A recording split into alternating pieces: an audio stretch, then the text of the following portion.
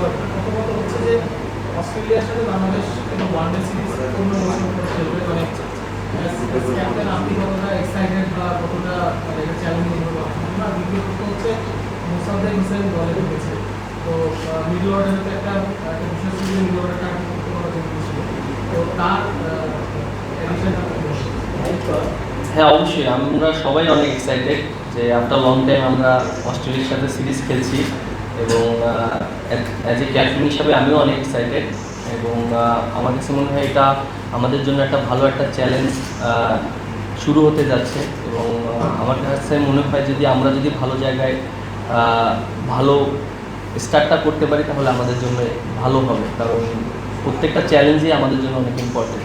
আর মোসাদ্দেকের ইস্যুটা যেটা বললেন যে হ্যাঁ, ও ডোমেস্টিকে অনেক বছর ধরে পারফর্ম করছে এবং খুব ভালো ক্রিকেটও খেলছে, শেপেও আছে। আমার কাছে মনে হয় this is the right time যে ওকে নেওয়া হয়েছে এবং আমাদের যে জায়গাটা আমরা চিন্তা করেছি সেই জায়গাটা যদি ও ভালো করতে পারে টিমের জন্য অনেক বেটার হবে। নাহিদ রানা মাঝখানে কোথাও ছিলেন না, দল থেকেই বাদ করেছিলেন, ওই জায়গায় আপনি ওয়ানডে সিরিজে তাকে পদ্মা সেতু, মেট্রো রেল এবং এলিভেটেড এক্সপ্রেসওয়ে নির্মাণের গর্বিত অংশীদার বসুন্ধরা সিমেন্ট। পাকিস্তানের এগেইনস্টে প্রথমে যে গ্রুপ করেছিলেন টানা 2টা সিরিজ আপনাকে জেতালেন, ওই সময় আপনার মাইন্ডে কি ছিল হুট করে নাহিদ রানাকে নিয়ে আসা? প্রথম দিকে যখন আমি ক্যাপ্টেন্সি পাই তখন আমার জন্য একটু ডিফিকাল্ট ছিল সিচুয়েশনটা, আপনারা সবাই জানেন, এবং আমাদের টিমের অবস্থাটাও এরকম ছিল না এবং আমি চাচ্ছিলাম যে একটা ভালো একটা টিম কম্বিনেশন করার জন্য। আর নাহিদ রানার যে পোটেনশিয়াল সেটা আমরা সবাই জানি, জোরে বল করতে পারে এবং ভালো জায়গায় বল করতে পারে।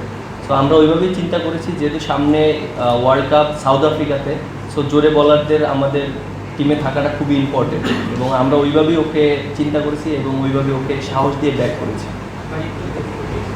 মিডল অর্ডাররা প্রিমিয়ার লিগে খুব ভালো করে এসেছে, একটা সময় আমাদের মিডল অর্ডার নিয়ে অনেক কথা হচ্ছিল, এইটা আপনাকে একটা বিশ্বাস জায়গায় কিনা যে হৃদয় যেভাবে রান করছেন, মুসাদ্দেক যেভাবে রান করছেন, সোহানও ভালো করেছেন, লিটন আবার ন্যাশনাল টিমে ভালো করেছেন, তো এটা একটা বিশ্বাস দেয়?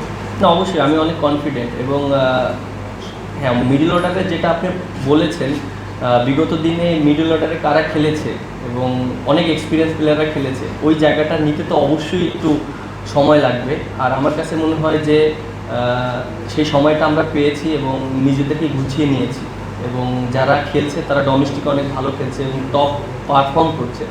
আপনি যদি দেখেন তৌহিদ হৃদয়, তারপরে মোসাদ্দেক এবং লিটন দাসও খেলছে, তো আমার কাছে মনে হয় যে খুবই ভালো একটা কম্বিনেশন আছে আমাদের এখন।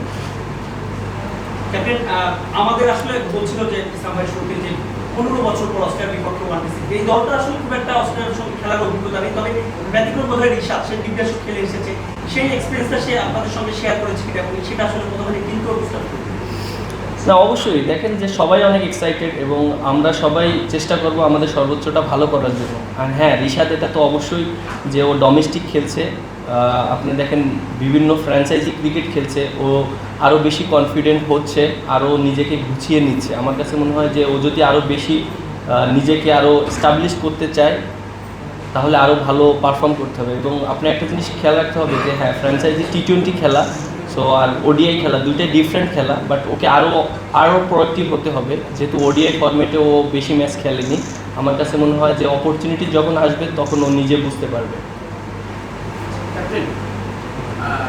প্রেস বক্স থেকে চোখে দেখা যেটা মনে হচ্ছে যে স্পোর্টিং উইকেটই থাকবে, স্পিন ডিপেন্ডেবল উইকেট থাকবে না। সো আপনার কাছে উইকেট কেমন মনে হচ্ছে? আরেকটা প্রশ্ন, 2015 সালে আমরা ঘরের মাঠে যখন ইন্ডিয়ার সঙ্গে জিতেছিলাম ওয়ার্ল্ড কাপের পরে, তখন কিন্তু 4 পেসার খেলিয়ে দেওয়ার একটা ব্যাপার ছিল, এবারও কি সেই স্ট্র্যাটেজিতে টিম থাকবে নাকি 3 পেসার স্পিনার ওই কম্বিনেশনই টিম থাকতে চাচ্ছে? দেখেন, একটা জিনিস সবার মাইন্ডসেটটা এরকম ছিল যে মিরপুর মানেই মনে হয় ঘূর্ণি উইকেট, মিরপুর মানেই মনে হয় যে আমরা বাজে উইকেটে খেলছি, এরকম না।